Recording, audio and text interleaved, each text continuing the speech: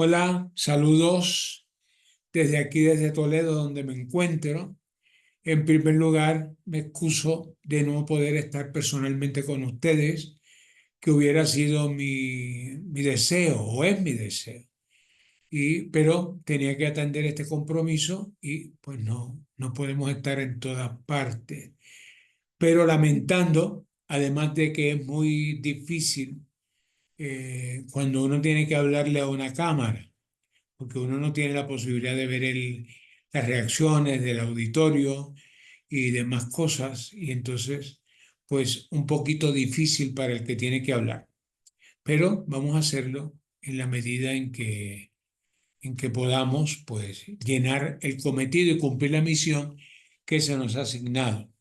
Y quiero, en primer lugar, saludar a la profesora Migdalia Fraticelli, a la excelentísima profesora Fraticelli, al presidente, señor presidente del Colegio de Abogados de Puerto Rico, a la comisión completa de Derecho Civil del mismo colegio y muy especialmente también a todos los que me están escuchando, me están viendo en este momento, que vamos a hablar de este tema que yo he sugerido, que me ha parecido interesante, que creo que puede ayudar de una manera significativa a la comprensión del Código Civil de Puerto Rico de 2020.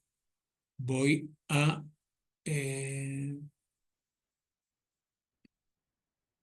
voy a compartir, vamos a ver,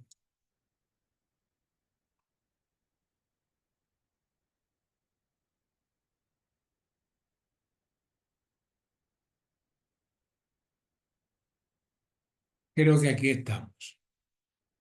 Bueno, pues aparece ahí el título que yo sugerí eh, para esta conferencia, que en el programa debe aparecer de una manera un poco distinta porque no tiene la primera palabra. Pero después yo creí que ese título, Claves para la interpretación y aplicación del Código Civil de Puerto Rico 2020, era demasiado título. Era muy grande porque no tenemos el tiempo suficiente como para mirarlo y examinar todas las claves si es que eso fuera posible. Por tanto, yo creo que un título más modesto, más sencillo, que advierte que son algunas claves, a mi juicio, pues digamos las más importantes. Bueno, puede haber otro criterio de que hay otras más importantes, pero de momento yo presento aquí las que me parecen a mí como las más importantes. Eh, lo primero que debo señalar, lo primero que me gustaría anotar sería, ¿verdad? Ver la noción de clave. Qué es una clave? ¿Por qué yo hablo de claves para la comprensión, para la interpretación y la comprensión adecuada del código del 2020? Bueno, pues la palabra clave, como ustedes saben, es sinónimo de llave.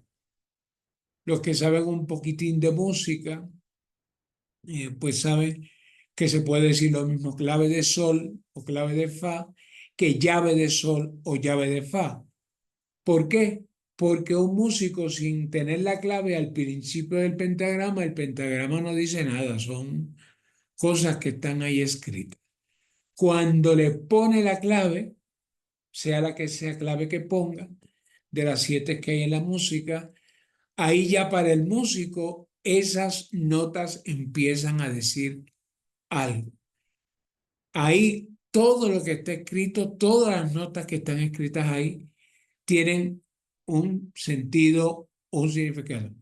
Claro que hay que ayudarse a veces de otra cosa, de señalamientos, ahora más piano, ahora más fuerte, pero las claves ayudan a entender lo que está escrito ahí.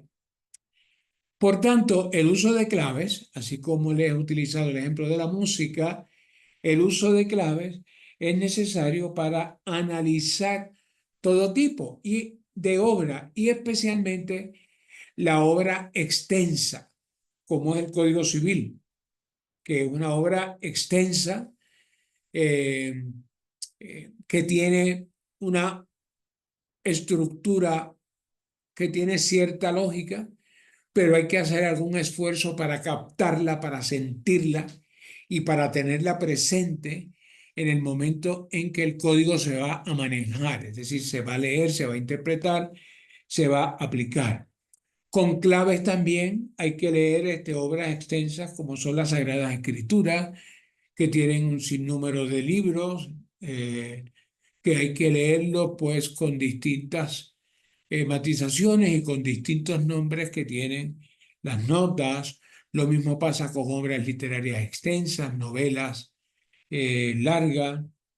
Y también para entender pues, nuestros acervos jurisprudenciales ya en el mundo del derecho, también la jurisprudencia hay que tenerla analizada, hay que verla desde el punto de vista de estas, lo que yo llamo claves.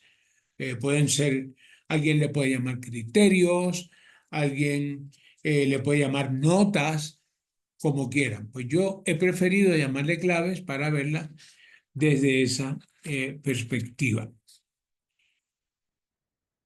Las claves más importantes que tiene el código eh,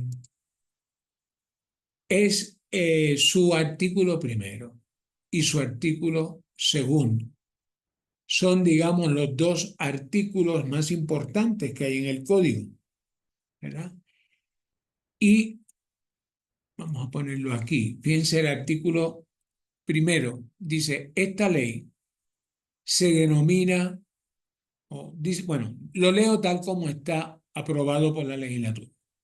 Dice, esta ley se denominará como Código Civil de Puerto Rico, que por ser de origen civilista se interpretará con atención a las técnicas y a la metodología del derecho civil, de modo que se salvaguarde su carácter.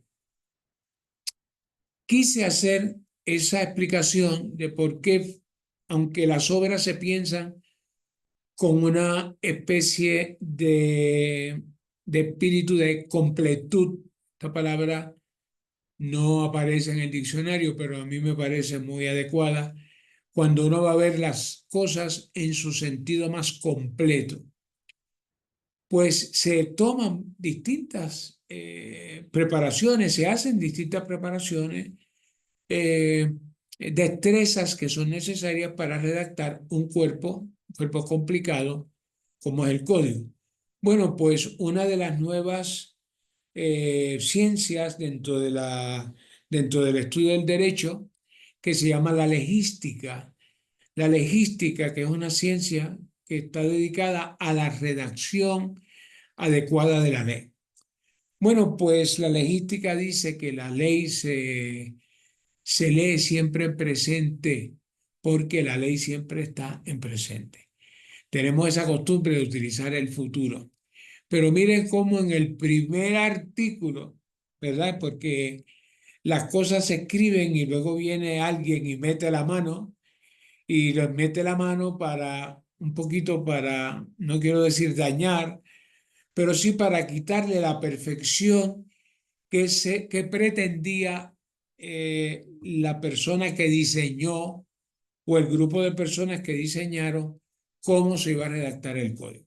Conforme a las reglas de la legística, ese artículo primero debió decir, esta ley se denomina Código Civil de Puerto Rico, y eliminar el cómo, que es una cosa totalmente innecesaria. Pero ustedes saben que la redacción de un código, como la redacción de cualquier ley, pues siempre participan personas que se empeñan en hacer y decir y cambiar cosas porque les parece así, aunque no estén totalmente bien orientados. ¿Y qué ocurre? Que de vez en cuando, como decía mi abuelo, hay que dar del ala para comer de la pechuga. Entonces, si alguien quiere meter el cómo y uno necesita a esa persona que esté contenta para que en otras cosas uno pueda discutir, con fuerza y con cierta pasión e imponerse en cosas importantes, no en el cómo, pues uno lo hace. Por eso, eso fue lo que quise señalar aquí al ponerles este artículo primero del código, que a mi modo de ver, como les he dicho, es el artículo más importante junto con el artículo segundo que a continuación vamos a ver. He puesto ahí unos números para guiar, digamos, el contenido a lo que podemos sacar de ahí. En primer lugar, hay una proclamación de identidad civilista. O sea, el legislador quiso proclamar que este código tiene una identidad y que esa identidad está asociada al derecho civil. Aquí en Puerto Rico estamos acostumbrados a llamar derecho civilista a ese derecho que se produjo y se desarrolló allá en la Europa continental, y a eso es lo que nosotros le llamamos origen civilista. Aunque la palabra civilista, si usted la busca en el diccionario, pues significa una dedicación al derecho civil. Y dice inmediatamente, que sería la segunda cosa que quiero destacar ahí, eh, que se interpretará con atención a las técnicas y a la metodología del derecho civil. Ahora, bueno, ese derecho civil es el mismo derecho de origen civilista que habla anterior, ¿ve? Pero que es un llamado, vamos a decir, una clave rectora, porque eso es lo que estoy hablando primero, era de esas claves rectoras que dicen las reglas, pautan la norma que se va a seguir en la interpretación del código. Y finalmente dice que eso se va a hacer de modo que se salvaguarde el carácter civilista del código.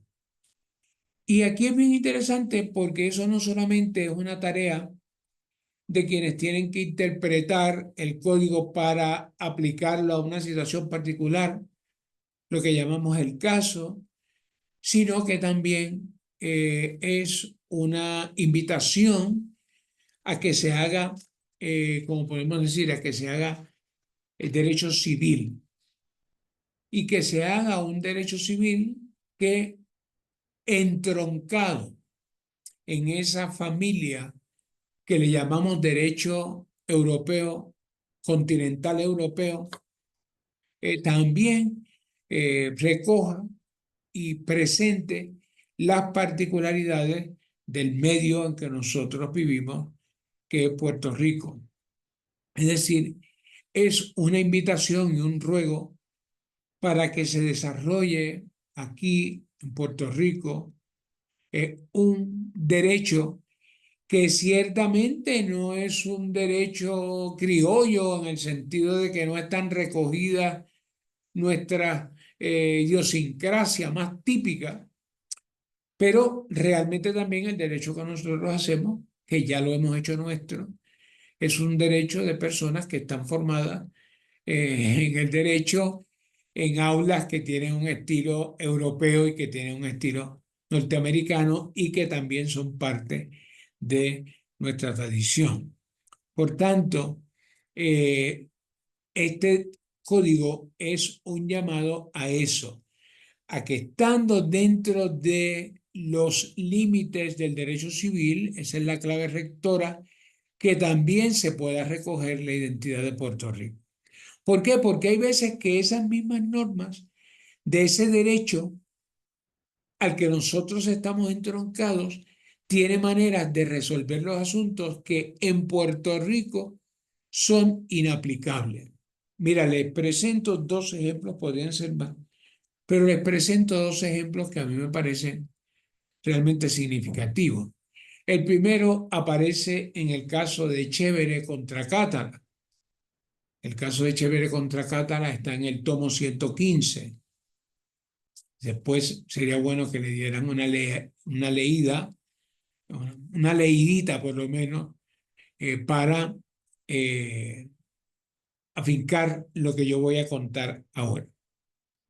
En ese caso de Chévere, la controversia principal era si la responsabilidad eh, profesional del notario es una responsabilidad civil extracontractual o contractual. Esa era lo que había que atender de momento para poder atender otros asuntos. Si la responsabilidad del notario es contractual o extracontractual. Pues miren, ¿qué hizo el tribunal? Pues el tribunal hizo lo que realmente pues parece a primera vista lógica hacer. Fue abrir un libro de derecho notarial español y encontrar allí que la responsabilidad del notario conforme al ordenamiento español nos dice que esa responsabilidad es extracontractual. ¿Mm? ¿Por qué? Porque es una responsabilidad que proviene de la ley. Vamos a ver el caso de Puerto Rico. En Puerto Rico, aunque continuamente estamos diciendo que nosotros estamos inmersos en el notariado latino, cosa que no hay que negar del todo, porque ciertamente es así, pero realmente las notas esenciales del notariado latino en Puerto Rico no se observan. La primera es la dedicación exclusiva. En el notariado latino, los notarios se dedican exclusivamente a la notaría. Cuando uno conversa con notarios de acá, de otra parte del charco, eh, pues se les hace difícil pensar que un señor esté por la mañana atendiendo asuntos en la sala de lo penal y que luego por la tarde esté autorizando escritura en su despacho. O sea, eso como que no cabe en la mente de un notario, claro. Pero para la resolución, para resolver la controversia que tenía el tribunal, en el caso de Chévere, lo que había que hacer, que era determinar si era contractual o extracontractual, pues claro, en España es una responsabilidad extracontractual porque en España usted no tiene, conforme a la ley, usted no tiene posibilidad de elegir a su notario ni siquiera de contratar con él. Simplemente, si usted tiene que otorgar una escritura que está dentro de la circunscripción, digamos, de Denia o de Gandía o de cualquiera de esas partes, pues usted tiene que ir al notario de Denia o al notario de Gandía. Punto. No puede ir a ningún otro sitio. Usted no puede contratar otra cosa. Ah, pues mira, pues como eso es así, entonces la responsabilidad extracontractual impuesta por la ley, porque la ley es la que me dice a qué notario tengo yo que ir. Díganme ustedes que en Puerto Rico, donde hay tantos notarios, en Madrid, para que tengan una idea de lo que estamos hablando, en Madrid, que es una ciudad, digamos un ente, porque es más que una ciudad, porque también tiene sus exteriores, pero en Madrid eh, hay actualmente unos 6 millones de habitantes. Y para atender esos 6 millones de habitantes hay unos 79, 80 notarios. Y ahí pues tiene que ir a uno de esos notarios, no hay otra manera. Hay sitios donde hay un solo notario, como es el caso de Denia que estoy mencionando, el caso de Gandía. Usted tiene que ir al que está allí, al horario que él pone en su oficina y en las condiciones que él diga. Por tanto, en Puerto Rico, usted puede pensar, cuente a ver cuántos abogados hay en la avenida Roosevelt, en San Juan, o cuántos notarios hay en la avenida de las Américas, en Ponce. No voy a decir que hay 79, es posible que haya más, pero la realidad es que es una cosa totalmente distinta, donde usted va al notario, le pregunta, le dice cuánto le va a cobrar, esa persona se va y dice que vuelve y luego va a otro notario, allá hace lo mismo, puede conseguir un precio más bajo, entonces se queda allí. Cosas que en España, negociaciones que en España son imposibles. Entonces, perdonen que me haya extendido en un ejemplo tan sencillo, pero que te dice cómo no es cuestión tampoco de abrir un libro de derecho español y aplicarlo en Puerto Rico, porque somos una tradición del derecho continental europeo. Y un segundo ejemplo, que es el caso de Vilanova contra Vilanova, es un caso de derecho sucesorio donde hay un problema para emitir unas cartas testamentarias. Está tratando el, el albacea de que el tribunal les emita unas cartas testamentarias. Entonces, en la controversia, el tribunal quiere examinar de dónde viene ese asunto de las cartas testamentarias. Entonces viene y visita el derecho español y dice que aquí ese concepto, que eso no existe. Y entonces por eso se va allá al derecho que él llama consuetudinario, derecho anglo-norteamericano, va allá a buscar y allá encuentra las cartas testamentarias. Claro, si el derecho, que no es solamente lógica, pero que es lógica también, como decía el famoso juez, mira, en el mundo nuestro realmente las cartas testamentarias no tienen sentido porque no hay mejor carta que el testamento. ¿Para qué hace falta una carta testamentaria cuando el testamento es la mejor carta? Pienso que sí puede ser que haya necesidad de darle alguna oportunidad a la jurisdicción, al tribunal, para que haga el nombramiento. No el nombramiento, porque el nombramiento lo ha hecho el, el testador, sino para que se comprometa a rendir unos informes y tal, y ahí podemos hablar de esas cartas. Pero ven que se dice, aquí no conocen eso. Claro, aquí no lo conocen, porque aquí no hay mejor carta que tenga un ejecutor del testamento, como se le llama ahora, no hay mejor carta que tenga el ejecutor en sus manos que el testamento. Luego el artículo segundo, que dice la fuente del ordenamiento jurídico puertorriqueño son, miren la enumeración, son la Constitución, la ley, la costumbre y los principios generales del derecho. Entonces, siempre que hay una enumeración en la ley, siempre nos tenemos que preguntar si esa enumeración es taxativa o si esa enumeración es simplemente ejemplar.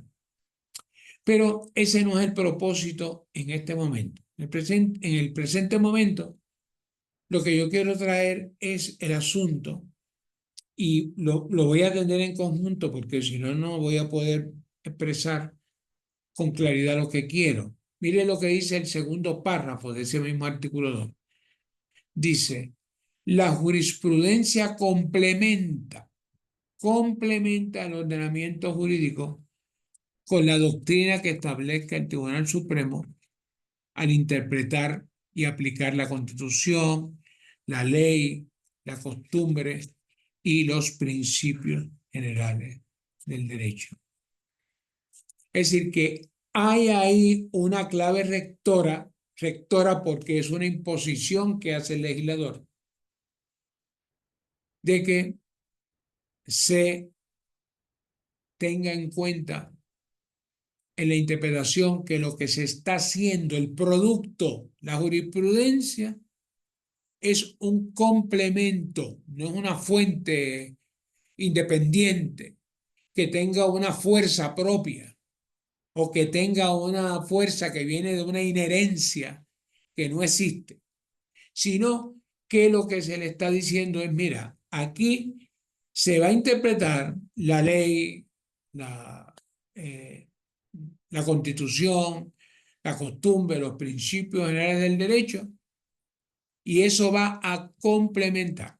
Yo creo que la mejor manera de verlo es decirlo de la siguiente manera, que las fuentes del derecho, vuelvo al primer párrafo, que las fuentes del ordenamiento jurídico puertorriqueño son la Constitución, según la ha interpretado el Tribunal Supremo de Puerto Rico, la ley, según la ha interpretado el Tribunal Supremo de Puerto Rico. A mí me parece que esa es la visión correcta. Bueno, tengo algún compañero que dice que lo que se quiso pautar con ese segundo párrafo del artículo segundo es evitar la existencia de un common law criollo.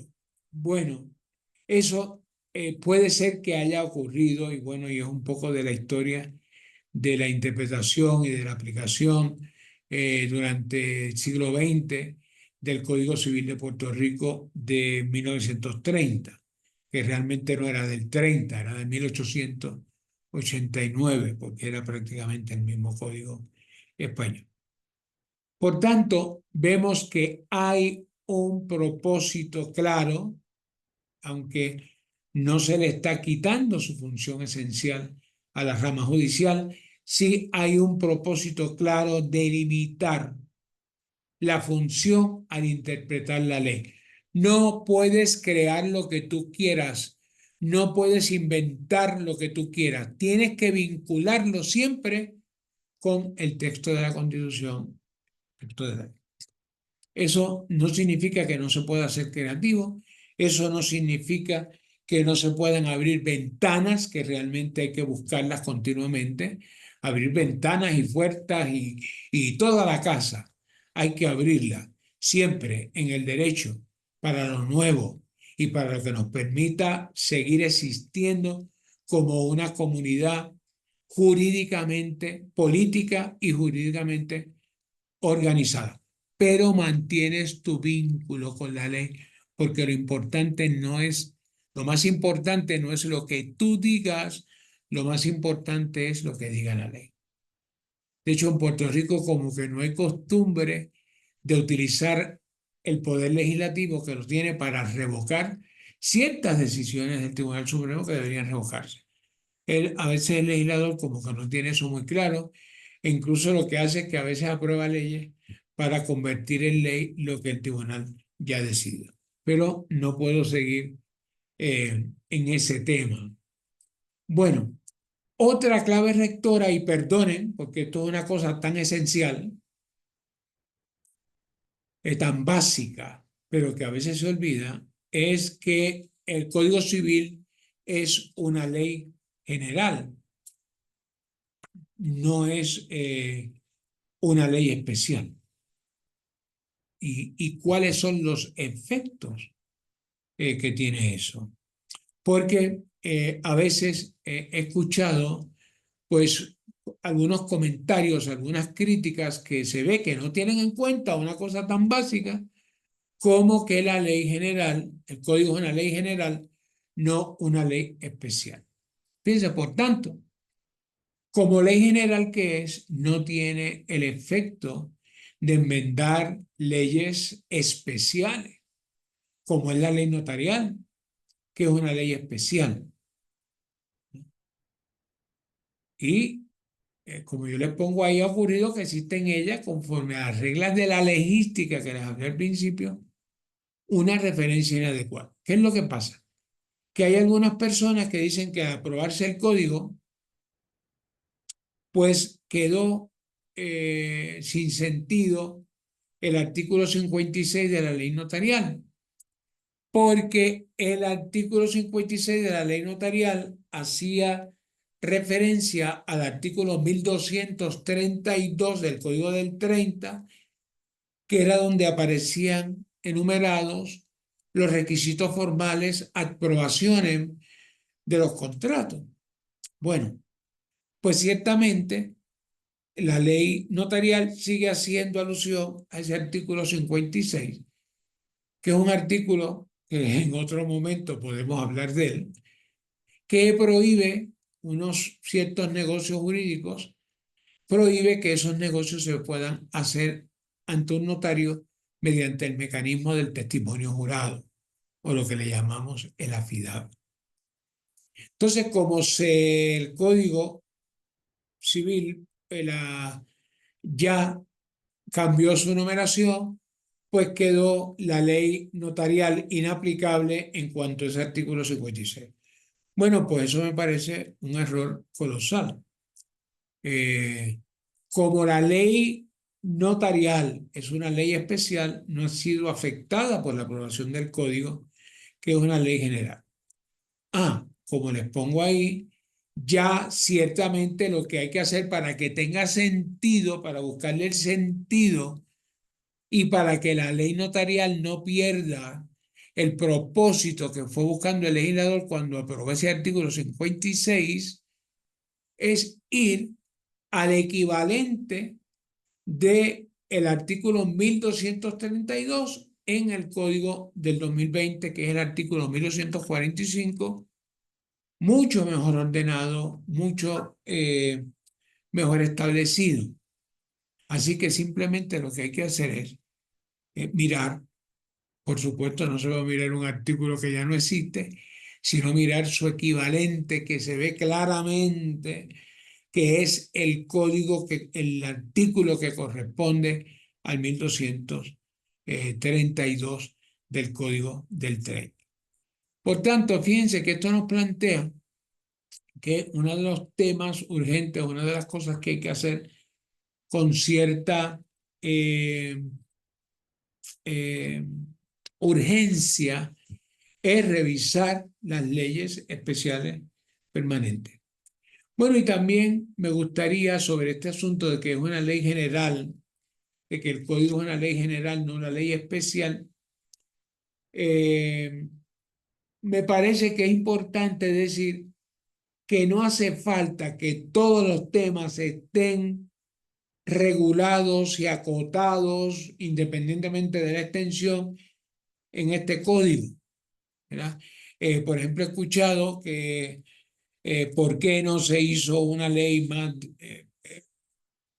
determinada, una regulación más especificada de temas como son, por ejemplo, eh, la maternidad subrogada, la donación de órganos. Bueno, pues eso no se hizo porque si así ocurriera con todos los temas que tiene el código, que fíjense que ya sabemos que el código siempre ha ido acompañado de leyes civiles especiales, porque no se puede meter todo dentro del código, porque corre el riesgo de que se convierta lo que en algún momento se utilizó como una especie de burla de referirse al código Frankenstein, ¿verdad? El código que es un monstruo, que tiene un montón de cosas que están puestas y que no tienen articulación. Bueno, pues no, pues la articulación se logró. Lo que no se podía era redactar un código que tratara de imitar el Código Civil de Federico II de Prusia, que era un código que tenía más de 17.000 artículos y que era una cosa, un aparato muy difícil de manejar. Así que eso hay que tenerlo en cuenta, ¿verdad? Teniendo en mente que se trata de una ley general, no una ley que establece las particularidades. Eh, bueno, y en segundo lugar, tener claro que el Código Civil es esencialmente una ley sustantiva, no una ley procesal. Claro, eso decirlo así es, yo creo que una manera un poquito más adecuada que como realmente se dice casi siempre, que se elimina el esencialmente. Y que algunas personas dicen que el Código Civil es una ley sustantiva, no una ley procesal. Bueno, yo prefiero decir, porque es lo que procede, que es esencialmente, es decir, que lo que hay allí es sustantividad, lo que hay allí es normatividad sustantiva, no procesal. Pero el código siempre ha tenido una serie de reglas que tienen que ver con el proceso judicial u otros procesos análogos. Dice que lo primero que tiene el código, lo primero que tiene el código, que, que hace que tenga una serie de normas procesales o que por lo menos tienen un efecto directísimo en el procedimiento, es el tema de las presunciones. La presunción es un concepto que opera en la sede judicial, pero aparecen reguladas en una norma sustantiva como es el código. Bueno, por tanto, todos estos temas, esto ya lo había dicho, que se requiere la revisión urgente de las leyes civiles especiales. Bueno, fíjense, también se ha dicho que el código dejó fuera algunas cosas que no se incluyeron, como fue, por ejemplo, como es el tema del derecho a hogar seguro.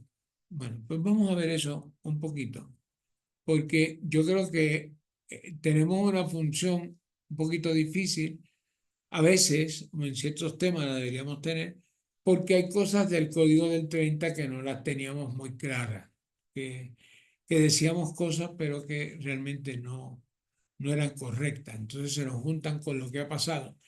Y muchas veces escucho, no, que ahora esto es de tal manera. ¿Ah, sí? Bueno, pues me entero que es ahora, porque así mismo era en el código anterior. Bueno, pero hay una cosa importantísima que ilustra este carácter, ¿verdad?, de que la ley no es sustantiva sino procesal. Al Código Civil del 20 se trasladan las normas del artículo 249 del Código de Enjuiciamiento Civil, eh, del artículo 1857, perdón, al artículo 1857.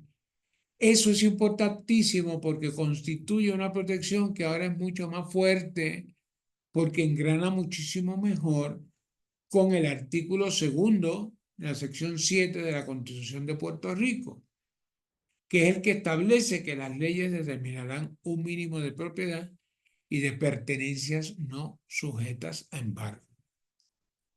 Entonces, esa cláusula constitucional, que es una cláusula programática, porque es una orden al legislador para que establezca un programa de cuáles van a ser los bienes inembargables, cuál va a ser la protección del deudor.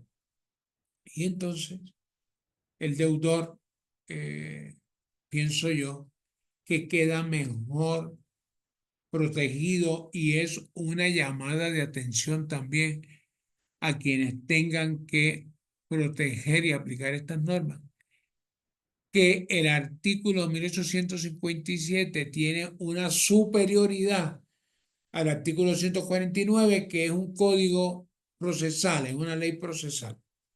Se ha trasladado acá.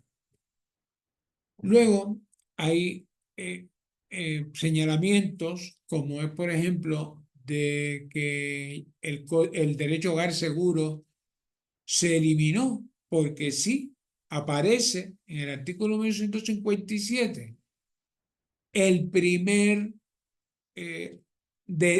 bien que está protegido es el derecho a hogar seguro. Bueno, pero ¿qué dice? Pues, pero desapareció del código la regulación del hogar seguro. Bueno, es que la regulación del hogar seguro nunca ha estado en el Código Civil. No es parte, nunca ha sido parte del Código Civil, ¿no? En un momento hubo una ley de derecho, eh, una ley de derechos no, de bienes protegidos contra embargo. Y luego, en el año 2011, se aprobó una ley poquito dramática. Sería interesante estudiar esa ley en algún momento, pero en el 2011 se estableció que el hogar seguro, el hogar donde tenemos fijada la residencia, tiene una protección total independientemente de su valor. A mí me parece que eso fue demasiado protección. Digamos, con $500,000 hubiera sido suficiente, porque eh, ¿cuántas personas en Puerto Rico viven en una casa que tenga un valor que supere el $500,000? Pues muy pocas. Así que, bueno, quizás esa ley tenía un nombre especial, una ley especial con un nombre especial, pero eso no nos toca verlo, mirarlo ahora. Lo que quiero decir es que al darle un reconocimiento sustantivo, pues eso indica y establece que vamos a atender esto con el mérito, la importancia que tiene. Bueno, pues eso digamos que hemos visto son claves rectoras que nos la impone la ley. Son reglas de hermenéutica, de cómo se aplica y cuál es el sentido que debe tener una ley en su relación con otra ley. A veces se nos olvida que el Código Civil es una ley, ¿verdad? Y que funciona en su todo con otra, que engrana con otra, pero con un sentido de unidad porque son una sola ley. Bueno, pues claves temáticas que mencioné, las claves pueden ser rectoras, las claves pueden ser temáticas, que son claves, llaves, como he dicho, que nos abren las normas del código buscando algunos temas que nos interesa estudiar particularmente. Por ejemplo, el tema de la persona natural en el Código Civil de Puerto Rico. Hay una curiosidad y hay una serie de, de posturas en cuanto a la manera en que se definió el matrimonio, cómo quedó finalmente definido el matrimonio, y dice que el matrimonio es una institución civil que procede de un contrato entre dos personas. Para mí eso era suficiente, porque, bueno, porque la tradición es que los que se casan son las personas. Bueno, pero hubo alguien que quería estar seguro de que una persona natural no quisiera casarse con una persona eh, moral o una persona jurídica. Bueno, pues muy bien, pues así quedó como parte de esos consensos que hay en en el proceso de articulación. Por tanto, cuando yo quiero estudiar la persona, voy leyendo todo el código, porque el código hay que leerlo todo, no por parte, porque es una unidad. Voy buscando cuál es la imagen que la normativa contenida en el código nos habla de la persona natural. ¿Quién es esa persona natural? Y eso pues hay que hacerlo. Para entender las cosas de una manera mucho más adecuada, muchas veces tenemos que utilizar las tres claves, tenemos que combinarlas, las claves rectoras, las claves temáticas y las claves críticas, que son las últimas que voy a ver. Bueno, mira, otro tema que habría que plantearse es el tema de cómo queda la judicatura, cuál es la función de la judicatura que aparece en el Código Civil. Si la examinamos con mucho cuidado, ¿verdad? Hay cosas que no están tan claras, pero si la miramos vemos que hubo una intención legislativa de reducir y de no de reducir el poder ni la libertad, sino que tiene la judicatura, sino que se ajuste a los criterios que el legislador señala, y eso a mí me parece sumamente importante y natural en un sistema de, eh, de, de, de check and balances, de pesos y contrapesos como es el que existe, dado que en nuestro sistema realmente no existe un sistema de separación de poderes, que los poderes no están separados, ¿no? Sino que los poderes van balanceándose. ¿Eh? Pues en ese balance que tienen que hacer, pues la judicatura, porque no es su función dictar normas, sino aplicarlas, pues debe estar siempre un poco ajustado, ajustarse más y la discreción judicial que podría decir alguno que es un mal necesario, porque realmente es necesaria la discreción judicial en ciertos momentos, pero que esa discreción, utilizando los criterios que se le han señalado, no se convierta, ¿verdad? Esa discreción, pues no se convierta en un desorden, no solamente conceptual, sino un desorden en la vida del derecho. Y luego otro tema, por ejemplo, la noción de matrimonio en el Código Civil de Puerto Rico. Digamos que ahí están los temas que hay que trabajar en las revistas jurídicas, que nuestros abogados se animen y hagan cosas y vayan creando esa noción de derecho puertorriqueño, porque el derecho puertorriqueño no, su desarrollo no es solamente, que a veces lo pensamos así, que es solamente lo que pasa en el tribunal.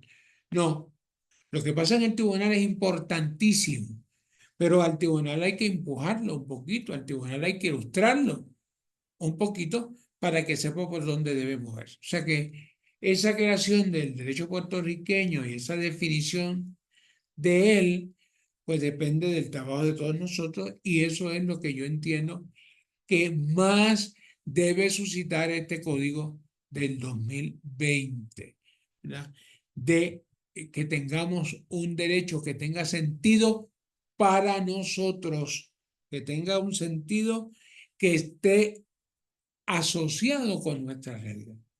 Bueno, eh, y finalmente les hablo de las claves críticas, ¿verdad? Que son las claves que nos ayudan a entrar en el Código Civil para encontrar sus bondades y para encontrar también sus defectos, que no es ningún problema, porque miren, las personas, digamos que sabemos un poquito, por lo menos en mi caso, ¿no? Que yo sepa, no sé un poquito, pero las personas que sabemos un poquito de derecho civil, lo hemos aprendido estudiando los defectos que tenía el código de 1930. Porque en eso es que consiste, en eso es que consiste eh, la, el trabajo de la doctrina, esos artículos de revista que yo digo que tienen que escribirse, que tienen que publicarse. Es decir, que no hay que asustarse de encontrar errores en el código. Lo que hay que hacer es ver cómo. Pero para eso tiene que haber claves, un acercamiento en clave crítica. Pero clave crítica no significa un acercamiento prejuiciado, un acercamiento de mira ¿qué digo para establecer que este código no sirve? No, eso no es una actitud correcta. Vamos a entrar aquí y vamos leyendo críticamente. Y la crítica requiere que haya una estructura mental cuando vamos a buscar en los textos y sorprendernos con los textos y mirar qué llaves también, qué palabras llaves hay en el código que nos puede llevar a cosas positivas y algunas a cosas negativas. Mira, voy a dar un ejemplo del que se ha hablado mucho, ¿verdad? ¿Qué pasó con la pareja de hecho? Bueno, pues la pareja de hecho es algo que me parece, bueno, que puede ser muy bien, pero sin ese nombre de pareja de hecho. Porque una pareja de hecho que está regulada por el derecho, pues ya no es una pareja de hecho, ya es una pareja de derecho. Bueno, pues el asunto es que eso se perdió. En un momento, sobre todo antes de que el Tribunal Supremo de los Estados Unidos resolviera que se puede, las personas del mismo sexo pueden casarse, había como una serie de angustia en la convivencia de algunas parejas de qué pasaba porque no había mecanismos sustantivos ni procesales que les protegieran. Entonces, ahí fue que surgió la noción esta de cómo vamos haciendo y se empieza a hablar de pareja de hecho. Quizás, o pienso yo, que después de aprobar en el sentido de el concepto de matrimonio como posible entre personas del mismo sexo, pues ya la pareja de hecho pues ya ha quedado opacada. Ah, bueno, que siempre hay gente, y ya esto no tiene que ver entre parejas del mismo sexo, pues cada vez hay más gente que no quiere casarse, pero que quiere convivir de una manera organizada. Miren el artículo 1448 para ilustrar un poquito lo que quiero, de leer el código sin prejuicio y buscando todas llaves que nos abran a cosas nuevas. Mira, el contrato de sociedad está definido en el artículo 1438 de esta manera. Dice, los socios se obligan a poner en común su dinero, sus bienes muebles o inmuebles, su trabajo o su convivencia. La palabra está ahí, está escondida. O su convivencia. Es decir, que tienen posibilidad, por definición, de convertir su relación en una relación social que a fin de cuentas no desdice para nada, digamos, una institución como el matrimonio en el sentido de que los matrimonios, pues una de las cosas que deben tener es un régimen económico, que eso realmente es lo que más importa, un régimen económico y la mayor parte de las veces ese régimen económico es la sociedad. Bueno, pues de eso hay e ir buscando. Además de que hay una serie de artículos que cuando usted los mira dice, bueno, pero ¿por qué pusieron esta norma aquí? Bueno, esa norma la pusieron ahí tratando de llenar huecos, vacíos que había para este tipo de relación de personas que estaban en la llamada pareja de hecho. Y miren, se me está acabando el tiempo, pero el artículo 1934, que no aparecía, no tiene un equivalente en el Código del 30, nos presenta una invitación a todo el mundo, una invitación a que redacten sus contratos, lo que les interesa, lo que quieren. A mí se me hace un poquito difícil pensar en tipos contractuales que ya no estén en el código, salvo que los conozcamos, pero que por alguna razón no están. Por ejemplo, el contrato de franquicia, que realmente no es un contrato civil, es un contrato mercantil, pero estaba ahí y se quería dejar ahí. ¿Por qué? Porque el propósito inicial, cuando se empezó a redactar el código, era eliminar esa bifurcación de derecho civil, derecho mercantil y aportarle un derecho común a esa diversidad y que no hubiese esa bifurcación que prácticamente ya no existe en nada más que en muy pocos lugares del mundo. Pues mira, ahí tienen una puerta, artículo 1234, ¿no? Que a mí me parece que con decir, mira, la relación entre fulano de tal y mengana de tal, o mengano de tal y mengano de tal, o mengana de tal, o mengana de tal, será conforme a lo que está regulado en tal y tal parte del Código Civil. Eso nos lo permite esta invitación a contratos atípicos. Es decir, vamos a ser un poquito más atentos y tratar de descubrir todas las posibilidades que este código nos presenta. Finalmente, bueno, ver actitudes legislativas nuevas que están, no puedo quedarme aquí, pero quiero llegar al artículo 1258 y 1259, que tiene que ver con ese tema que traté un poquito, muy ligeramente, de la función o la tarea de la judicatura.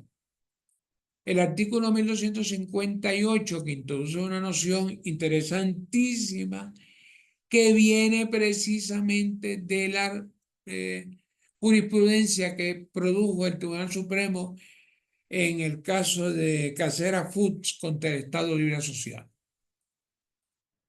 Pero ha habido una inconformidad porque al final de permitir una cosa tan importante, al final dice conforme a las siguientes reglas. O sea, hay gente que dice que no hay que ponerle reglas a la función judicial. Pues sí hay que ponérsela. Eso no fue un error. Eso se puso ahí precisamente porque a la hora de hacer de decretar judicialmente que un contrato hay que anularlo porque ha habido una lesión económica, una ventaja económica para una parte y una lesión para otra, pues mira, eso que el tribunal va a dejar sin efecto es un contrato, y un contrato es algo importante que no se puede dejar así sin efecto por cualquier quejita, por cualquier cosa que ocurra. Le dice al tribunal, lo vas a hacer conforme a las siguientes reglas, no con las reglas tuyas, sino con las reglas que yo te voy a decir así. Y si eso causa algún escándalo, pues de verdad, pienso yo que es un escándalo que no está bien orientado, porque eso es lo que hay que hacer en la aplicación de cualquier ley, que impere el mandato legislativo, no el poder o la discreción judicial. Quizás sería bueno en algún momento hablar de estas cosas porque hay temas importantes sobre este asunto de relación de ley, aplicación o legislación, jurisprudencia. Quizás sería bueno estudiarla y con más calma. Esto es simplemente un aperitivo que yo estoy presentando aquí y espero que sea un aperitivo lo suficientemente, ¿verdad?, capaz de producir esa hambre de conocer más adecuadamente el código. Y en el artículo 1259 lo mismo, ¿verdad? Que la parte perjudicada por la excesiva onerosidad sobreviniente de la prestación a su cargo, es decir, una onerosidad que no existía a inicio, que no existía en el momento en que el contrato se convino, pues mira, tiene que hacerse, como dice ahí, conforme a las siguientes reglas. No importan las reglas ahora, no es de eso que quiero hablar, sino de que hay unas reglas precisamente para que se respeten. ¿Y para que las respete quién? Bueno, para que las respete quien tiene que aplicar estos artículos. Bueno, pues mira, no tengo más tiempo. Simplemente agradecerle nuevamente que me hayan invitado a estar aquí con ustedes. Qué pena que no ha sido personalmente. Si lo hubiéramos hecho personalmente, estoy seguro que tanto ustedes como yo lo hubiéramos disfrutado un poquito más. Pero las cosas como vienen y las cosas como se pueden hacer. Y yo lo he hecho con mucho gusto y les agradezco su atención. ¿Eh? Y reciban desde acá, desde Toledo, un abrazo bien fuerte y ya nos iremos viendo por ahí. Muchas gracias.